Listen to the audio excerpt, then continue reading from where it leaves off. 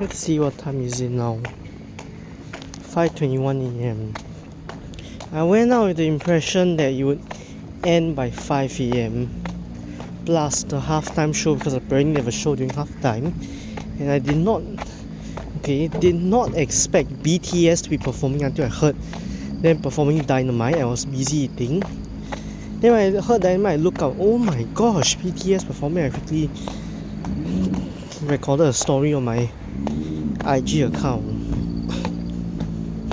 Anyways, this morning I was asking a question in the previous video.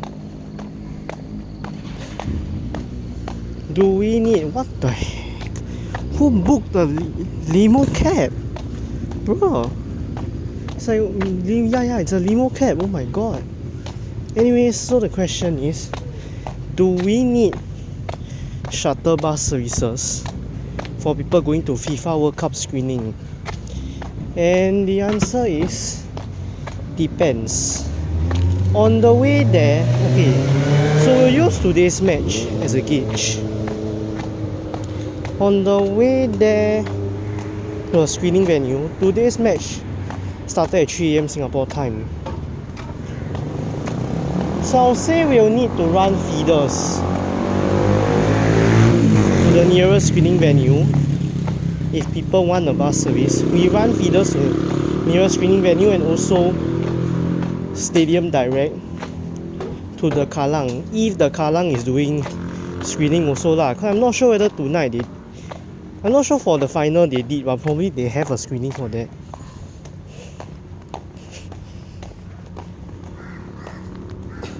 But on the way back, do we need, like after the screening, on the way back, do we need shuttle services? The answer is no, because if in front of me, the first 985, it's a down route from one of the bus stops. The first 985 towards Choa Chu Kang interchange has already departed, and it departs quite early, before the first 985 from Choa Chu Kang even departs. There's already a down route 985 acting as an early morning feeder for residents without a feeder service. Let's see what's the first bus. SMB 12B or 985. So yeah, that 985 in front of me can be counted as a feeder also, since that down route has to exist for people heading to Choa Chu Kang interchange in the early morning. It's like the 109 down route that starts from very near Serangoon, but it's essential also for people going to interchange in the morning.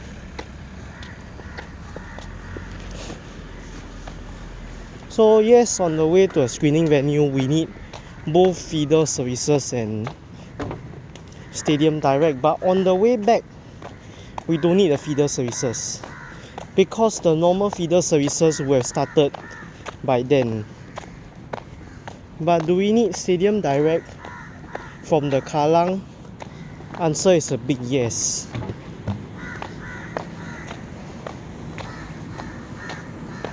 Considering how, okay, I think maybe Stadium got first train lah. There will definitely be a first train one from probably 5:30 a.m. But not everybody stays along the Circle Line. So at most maybe 1 or 2 trips of single decks for the return Stadium Direct trips, I guess, back to the heartlands. And for the screening bound trips,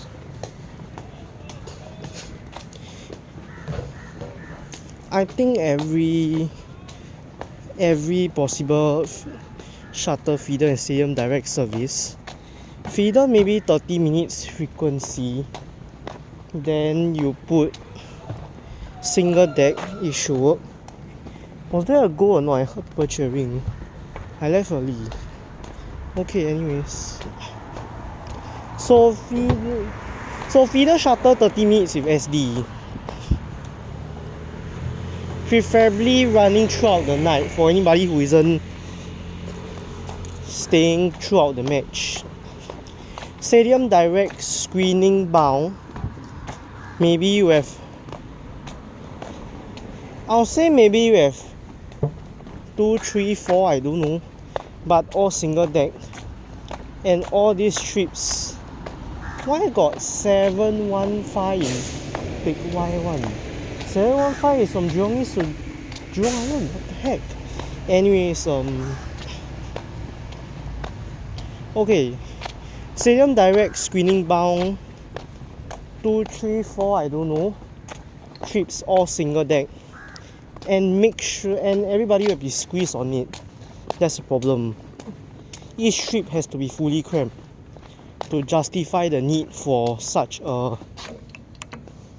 to justify the need for such a feeder Stadium Direct run in the middle of the night. All these trips have to arrive maybe 30 minutes to 1 hour before the start of the actual screening. That's for Stadium Direct. On the way back, put lesser SD since some people will choose to take the first train because first train is already there and train is cheaper than an express bus. So I think the limit should be kept to 1 or 2 buses, cram them again as usual to justify running an express service that doesn't even go to a city and running at 5:30 AM. I think this will do. That fits the bare minimum thing that I said just now. We have just enough feeder shuttles to the nearest screening venue. We have just enough Stadium Directs to a screening venue. And I wonder if are normal feeder bus service operational extensions enough to act as shuttle feeders? They charge normal fare, so there's no difference. Actually, I think it should be possible.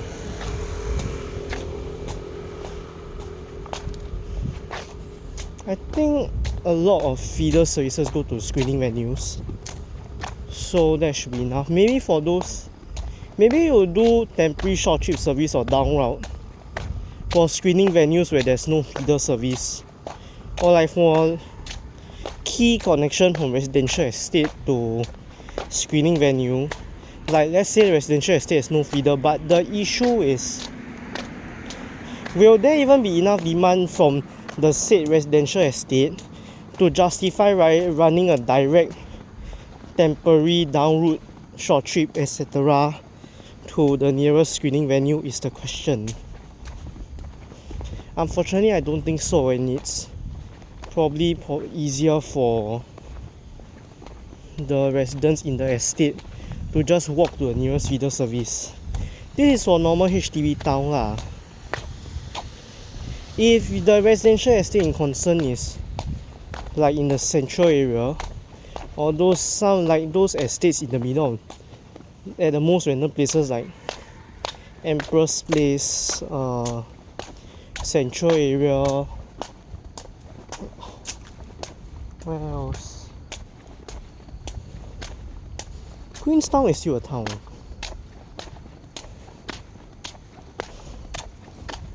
Probably that's it.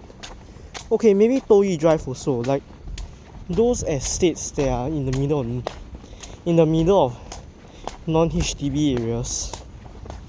Then for them it will be a different story. That is the issue. They don't have nearby residential estates backing them up. They are basically screwed. So maybe they do these estates, we can give them a feeder shuttle just for the night, and that feeder shuttle will have to cram it just like the Stadium Directs. By this point, most likely it will end up not being a public bus service. It will just be the CC chartering a bus. Lol. Okay, that's it for this video. It's quite short.